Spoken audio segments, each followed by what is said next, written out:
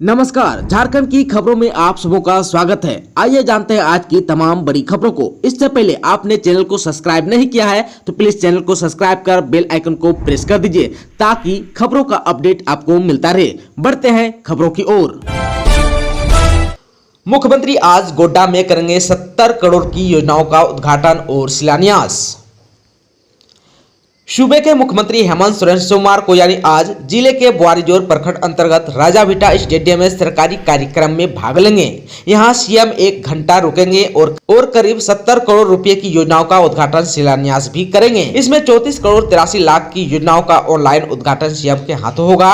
इसमें भवन प्रमंडल, भवन निगम, पेयजल एवं स्वच्छता विभाग, ग्रामीण विकास विशेष प्रमंडल आदि एजेंसियों की योजनाएं शामिल होगी। साथ ही इन्हीं कार्य एजेंसियों की योजनाओं की सीएम आधारशिला भी रखेंगे, जिसमें भवन प्रमंडल की 10 योजनाएं, जिला परिषद की 11 योजनाएं, विशेष प्रमंडल की 52 और पथ निर्माण विभाग की 1 योजना की आधारशिला मुख्यमंत्री रखेंगे। इसके अतिरिक्त मुख्यमंत्री की ओर से करीब 8 करोड़ 50 लाख रुपए की परिसंपत्तियों और ऋण का भी वितरण लाभुकों के बीच किया जाएगा। JSLPS से जुड़ी सखी मंडल की 453 महिला लाभुकों के बीच करीब 2 करोड़ 26 लाख रुपए की ऋण राशि मुख्यमंत्री के हाथों बांटी जाएगी। इसके अलावा LDM की देखरेख में 222 किसानों के बीच 1 करोड़ 79 लाख रुपए KCC के रूप में वितरण किया जाएगा। वहीं स्वास्थ्य विभाग को मुख्यमंत्री 8 एम्बुलेंस भी सौंपेगी, जबकि सीएम मंच से ही 10 लाभुकों को प्रधानमंत्री आवास योजना के गृह प्रवेश के लिए चाबी भी सौंपेगी। साथ ही 15 लोगों को अनुकंपा के आधार पर नियुक्ति पत्र मुख्यमंत्री के हाथों दिया जाएगा। साथ ही अंतर्राज्यीय प्रवासी मजदूर सहायता अनुदान के तहत 2 लाभुकों को 2 लाख रुपए का अनुदान भी दिया जाएगा। आपदा प्रबंधन की ओर से भी 2 लाभुकों को भी 1,30,000 रुपए की राशि दी जाएगी। कार्यक्रम के दौरान सीएम खेल विभाग की ओर से एक स्पोर्ट्स किट का वितरण भी करेंगे। साथ ही 17 ग्राम प्रधानों को नियुक्ति पत्र भी दिया जाएगा। वहीं सहकारिता विभाग की ओर से एक कंप्यूटर सेट का वितरण भी मुख्यमंत्री के हाथों किया जाएगा। मुख्यमंत्री दोपहर 2:30 पर राजाभिटा स्टेडियम में बने हेलीपैड पर उतरेंगे। उन्हें पुलिस लाइन के परिवहन परिचारी श्रीकांत मरांडी की अगुवाई में गार्ड ऑफ ऑनर भी दिया जाएगा। आगमन और प्रस्थान के दौरान गार्ड ऑफ ऑनर दिया जाएगा, जिसमें जिले भर के सभी अधिकारी मौजूद रहेंगे। झारखंड पंचायत चुनाव में 56% पद महिलाओं के लिए आरक्षित, जानिए आरक्षण का पूरा गणित। झारखंड पंचायत चुनाव की तैयारी जोरों से चल रही है। तारीखों का ऐलान होने से पहले ही सभी उम्मीदवार अपने अपने क्षेत्र में जनता के बीच जाकर अपना प्रचार प्रसार कर रहे हैं। सूत्रों से मिल रही जानकारी के मुताबिक नवंबर माह से पहले या नवंबर के पहले सप्ताह में पंचायत चुनाव के तारीखों की घोषणा की जा सकती है। पंचायत चुनाव में इस बार महिलाओं की जबरदस्त भूमिका देखने को मिलेगी। झारखंड के गाँव का विकास करने में महिलाओं की भागीदारी बढ़ाने के उद्देश्य से इस बार पंचायत चुनाव में 56% पद महिलाओं के लिए आरक्षित किए गए हैं। आप सबको जानकारी हो कि 4,345 पंचायतों में कुल 63,701 पदों के लिए त्रिस्तरीय पंचायत चुनाव होना है। इनमें से 39,330 पंचायत SC, ST और OBC के लिए आरक्षित हैं। पंचायत चुनाव में सबसे अधिक पद अनुसूचित जनजाति के उम्मीदवारों के लिए सबसे अधिक 21,283 पद आरक्षित किए गए हैं। वहीं अन्य पिछड़ा वर्ग के लिए 8,063 और अनुसूचित जाति के लिए 7,216 पद रिजर्व किए गए हैं। पंचायतों में अनारक्षित पदों की कुल संख्या 25,725 होगी। राज्य निर्वाचन आयोग ने पंचायतों के विभिन्न पदों पर आरक्षण से संबंधित सूचना सार्वजनिक भी कर दी गई है। झारखंड में फिर बढ़ रहा है कोरोना, रांची जमशेदपुर में नए मामले में तेजी। राज्य में अगस्त और सितंबर माह में कोरोना का संक्रमण 0 स्तर तक पहुंच गया था, लेकिन अब यहां संक्रमण एक बार फिर से बढ़ने लगा है। खासकर रांची तथा पूर्वी सिंहभूम में यह संक्रमण तेजी से बढ़ रहा है। राज्य में एक समय एक्टिव केस की संख्या घटकर 52 हो गई थी। अब यह संख्या एक बार फिर बढ़कर 200 से अधिक हो गई। शनिवार को 30 नए मरीजों के मिलने से यह संख्या बढ़कर 202 हो गई।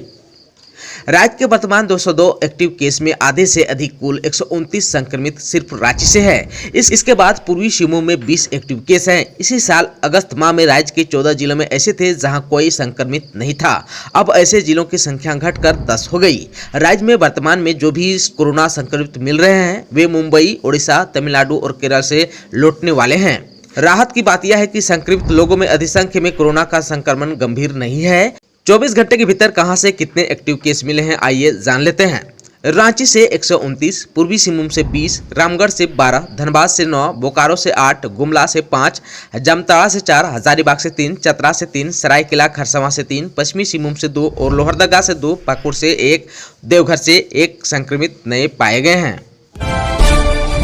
केंद्र से झारखंड को एक फूटी कौड़ी भी मदद नहीं मिल रही है। तेजस्वी यादव का मोदी सरकार पर बड़ा आरोप।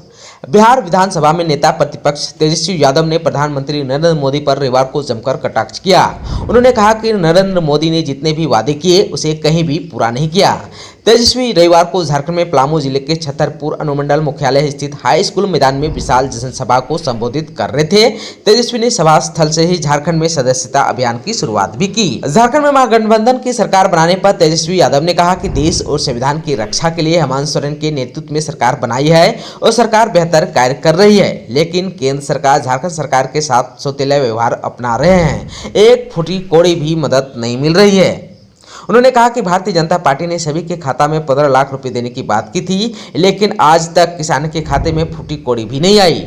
उन्होंने कहा कि राष्ट्रीय जनता दल के केंद्रीय अध्यक्ष लालू यादव आज पटना पहुंच चुके हैं। यह एक सुखद संदेश है। उन्होंने कहा कि पलामू मंडल के 9 विधानसभा क्षेत्रों में फिर से राजद का परचम लहराना उनका उद्देश्य है। उन्होंने कहा कि पलामू संसदीय क्षेत्र भी राजद के कोटे में है, यहाँ से राजद ही जीते, ऐसे सभी कार्यकर्ताओं को प्रण करना होगा।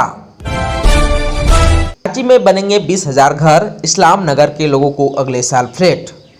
राजधानी में अगले 2 साल में 20,000 आवास बनाए जाएंगे। ये आवास पंडरा, बजरा, समलोंग, लवाटी और धुरवा में बनेंगे। नगर विकास विभाग ने नगर निकाय और झारखंड राज्य आवास बोर्ड को पुरानी योजनाओं शुरू करने का निर्देश दिया है। नगर विकास सचिव विनय कुमार चौबे ने हाउसिंग कॉलोनी में जर्जर पड़े अपार्टमेंट को तोड़कर फिर से बनाने और नगर निगम को प्रधानमंत्री आवास योजना के तहत आवास निर्माण शुरू करने को कहा है। इसके अलावा उस योजनाओं को भी शुरू करने का निर्देश दिया है जो जमीन की वजह से रुकी हुई है, ताकि 2 साल में बेघर को आवास उपलब्ध कराया जा सके। सचिव ने इस्लाम नगर में बन रहे फ्लैट को भी 3 महीने में पूरा करने का निर्देश दिया। उन्होंने बताया कि अगले साल की शुरुआत में हर हाल में इस्लाम नगर से हटाए गए लोगों को फ्लैट की चाबी सौंप दी जाएगी। खबर है झारखंड के दुमका से। डीएमओ ने खनन पट्टाधारियों के साथ की बैठक, दिए निर्देश। दुमका में जिला खनन पदाधिकारी कृष्ण कुमार किस्कू ने खनन पट्टाधारियों और क्रशर मालिकों के साथ बैठक की।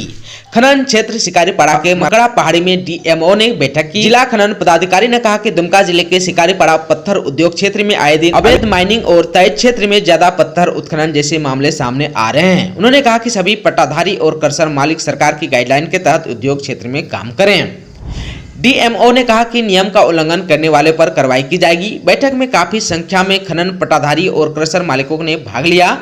पदाधिकारी ने बताया कि सरकार ने पत्थर उत्खनन और क्रशर को लेकर जो गाइडलाइंस जारी किया है और उनके द्वारा जो बंदिशें तय की गई है उसके अनुरूप ही माइनिंग कार्य करना है, उसी के अनुसार क्रशर उद्योग चलाना है।